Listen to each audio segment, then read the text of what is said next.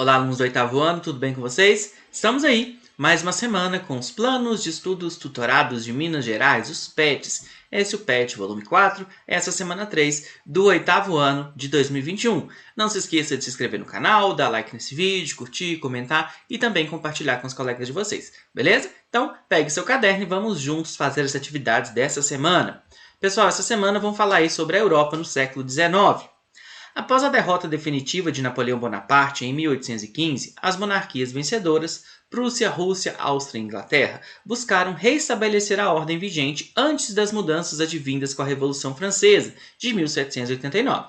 No Congresso de Viena, os representantes dos países europeus se guiaram por dois princípios. O princípio da legitimidade legitimava a volta ao poder das famílias que reinavam antes de 1789, ou seja, as dinastias reinantes só eram consideradas legítimas se já ocupassem o trono antes do início do processo revolucionário na França.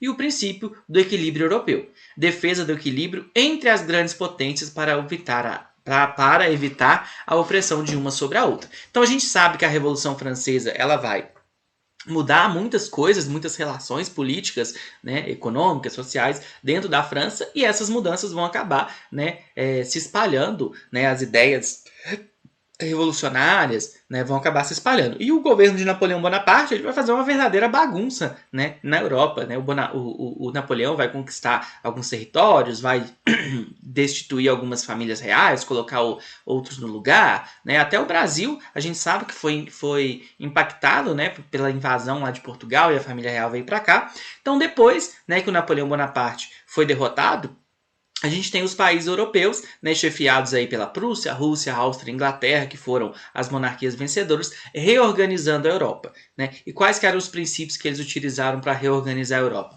A legitimidade, então as famílias reais que já ocupavam, né, as casas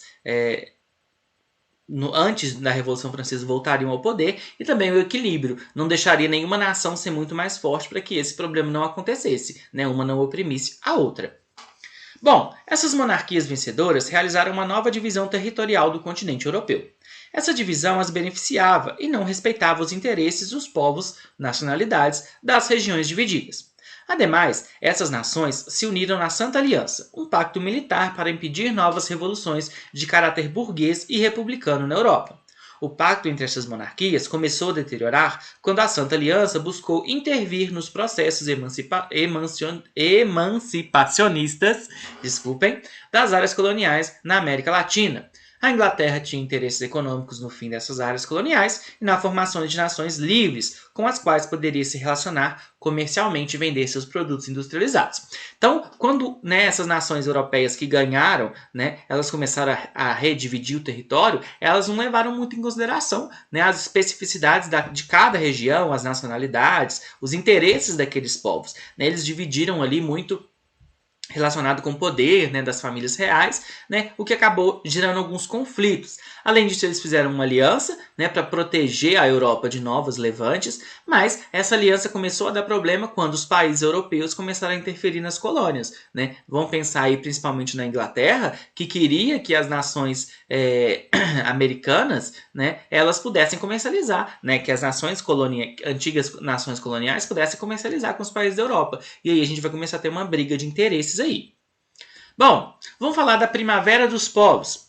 Entre os anos de 1820 e 1848, várias revoluções liberais ocorreram na Europa, contrapondo de um lado a alta burguesia e a aristocracia, conservadorismo político, e do outro lado as camadas médias da população e militares, defensores do liberalismo.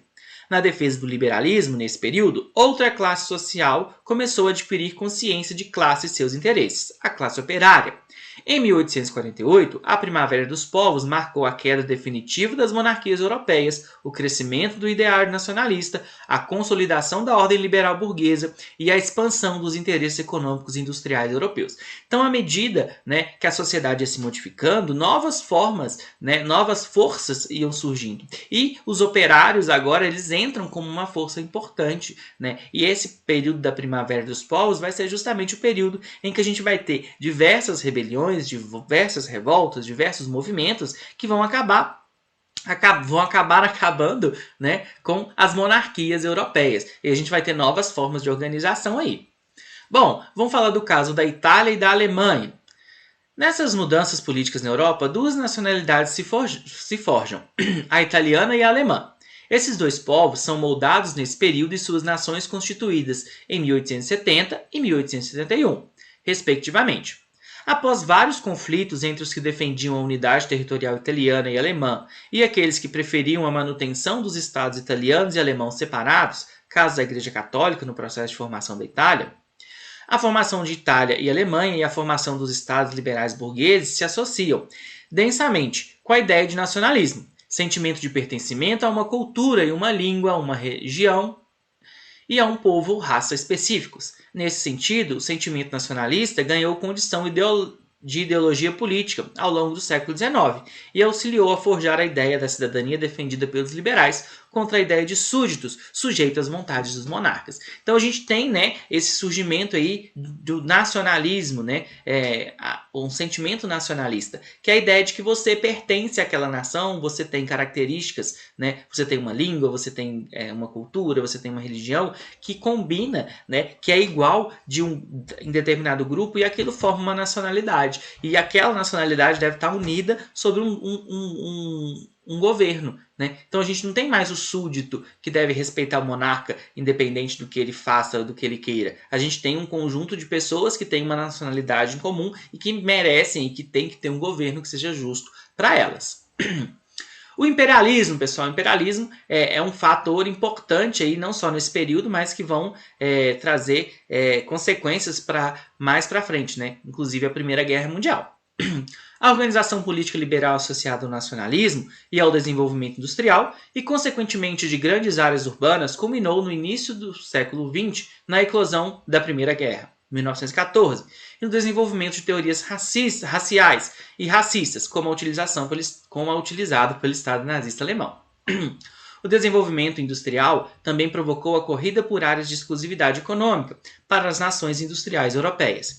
O imperialismo europeu invadiu e explorou principalmente os continentes africano e asiático, criando novas áreas coloniais.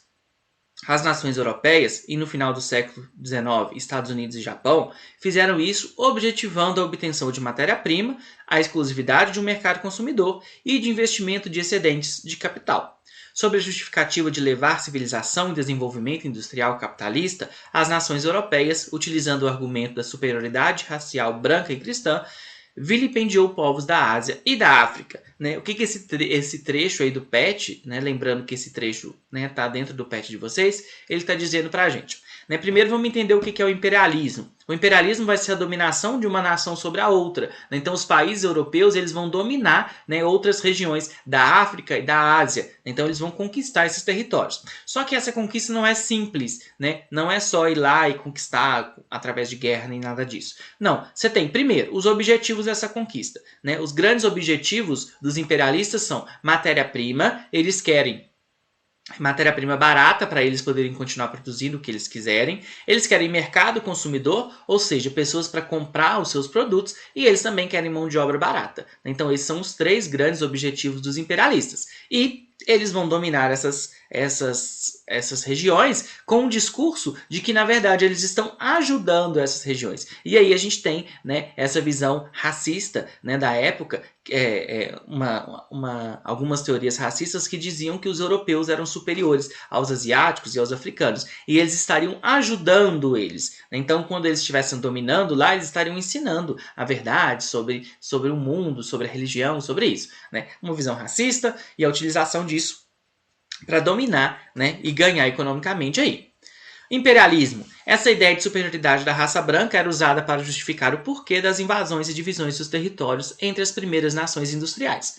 Em 1885, após a solidificação do Estado italiano e alemão, foi realizada a Conferência de Berlim, reunião em que representantes das nações imperialistas europeias retalharam e dividiram o continente africano em áreas de dominação econômica e política. Então essa imagem ela retrata muito bem o que é, nessa charge ela retrata muito bem o que é esse imperialismo, porque na Conferência de Berlim, né, essas grandes nações europeias dividiram o continente africano, né, como se fosse um bolo. Né? Eles pegaram, cada um pegou um pedaço, cada um teria uma área de influência, né, e eles não estavam nem ligando que região que eles estavam pegando em relação a povos, a cultura e nada disso. Eles só estavam pensando, né, em questões econômicas, né? E aí a gente vai ter vários conflitos do continente africano que inclusive perduram até hoje. Beleza? Pessoal, vamos falar um pouco aí sobre o socialismo. Por fim, mas não menos importante, temos as teorias sociais que se forjaram na consolidação das sociedades e economia capitalista. Na primeira metade do século XIX, tivemos algumas experiências de novas organizações socioeconômicas pautadas na igualdade e no uso coletivo dos meios de produção. Os idealizadores dessa nova sociedade defendiam que a burguesia, classe dominante do sistema liberal capitalista, com o tempo iria gradativamente redistribuindo suas riquezas e formando sociedades justas e igualitárias. Ficaram conhecidos como socialistas utópicos, pois Karl Marx, principal autor do socialismo científico, sem imposição, pela classe operária de uma sociedade justa, igualitária, coletiva da distribuição das riquezas e do controle do Estado operário dos meios de produção, a burguesia capitalista jamais iria distribuir suas riquezas de forma espontânea. Então a ideia do socialismo, né, é que seria uma sociedade igualitária, né, em que os meios de produção, ou seja, as fábricas, aquilo que produz uma riqueza, né, ele seria de posse dos trabalhadores, né, dos operários, e tudo seria dividido igualitariamente. Né? A gente teria uma sociedade igualitária, uma sociedade em que a divisão fosse justa para todos. Né? E qual a diferença que a gente vai ter aí, né, de um socialismo utópico e do socialismo científico? A gente vai ter a ideia de que um acredita que a burguesia automaticamente, com o passar do tempo, iria fazer essa distribuição, e o outro acredita que, na verdade, os operários teriam que se reunir, teriam que lutar por essas mudanças. O marxismo, na teoria marxista, o socialismo-comunismo, como é chamada por Marx, traça o processo científico de construção das sociedades humanas baseado na luta de classes e no materialismo histórico e dialético. Para Marx, a burguesia é a detentora dos monopólios de produção e os operários são aqueles que vendem sua força de trabalho e geram a riqueza burguesa em troca da sobrevivência. Né? Então essa aí é a teoria do Marx, né? A teoria marxista. Ok? Depois, né, de tanta matéria, né, esse PET essa semana foi bem extensa, bastante coisa e bastantes assuntos importantes. Vamos para as atividades. Vamos lá. Na número 1, os governos, tendo perdido seu equilíbrio, acham-se assustados, intimidados e confusos com os gritos da classe intermediária da sociedade, que, colocada entre os reis e os súditos, quebra o cetro dos monarcas e usurpa o grito do povo. Segundo trecho, identifica a classe intermediária e seus objetivos políticos, a classe liberal burguesa que tinha interesses econômicos específicos que visavam a expansão de sua área de influência. Né? Então, a burguesia liberal que queria acabar com as monarquias, né, e queriam poder aumentar a sua influência, né, dentro da sociedade. Na número 2, define os princípios de legitimidade e de equilíbrio europeu. Aí eu trouxe um trecho do PET. O princípio da legitimidade legitimava a volta ao poder das famílias que reinavam antes de 1789 e princípio do equilíbrio europeu, defesa do equilíbrio entre as grandes potências para evitar a opressão de uma sobre a outra. Ok? Na número 3, define o nacionalismo, trouxe também um trecho do próprio PET. Nacionalismo, sentimento de pertencimento a uma cultura, a uma língua, a uma região e a um povo ou raça específicos. Ok? Na número 4, que foi a Conferência de Berlim, mais uma vez um trecho do PET, né? Reunião em que representantes das nações imperialistas europeias retalharam e dividiram o continente africano em áreas de dominação econômica e política. Né? Então, eles dividindo lá, né, o continente africano entre eles, lá na Conferência de Berlim, sem a participação, né, dos próprios países africanos. Número 5, determine e diferencie socialismo utópico de socialismo científico. Então a gente tem aí o socialismo utópico, é uma corrente de pensamento que esteve baseada num modelo idealizador utópico. Ele foi desenvolvido no século XIX por Robert Owen, Saint-Simon e Charles Fourier, sendo considerada a primeira fase do pensamento socialista. O maior objetivo do socialismo utópico era a criação de uma sociedade ideal, mais justa e igualitária. Já o socialismo científico, socialismo marxista ou marxismo, é uma corrente que foi criada por Karl Marx e Friedrich Engels. Essa doutrina, aposta ao socialismo utópico, tinha como principal característica a análise crítica e científica do capitalismo. Ok? Bom, pessoal, as referências que eu utilizei, né, tudo isso foi retirado do PET. E é isso. Boa semana, bons estudos e até a próxima. Valeu!